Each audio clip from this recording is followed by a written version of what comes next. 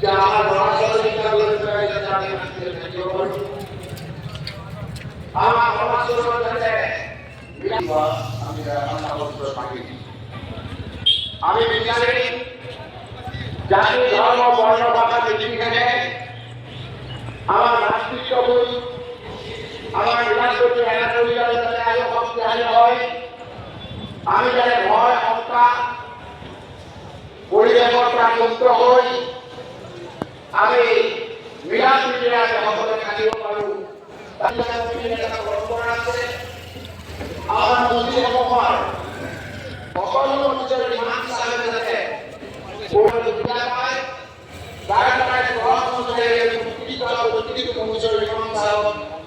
নামাজ পড়ানোর এই অনুযায়ী এইবাৰ দায়িত্ব কৰিছে আমাৰ আমিন লস্কৰ সাহেবৰ তেওঁ অলপ পিছতে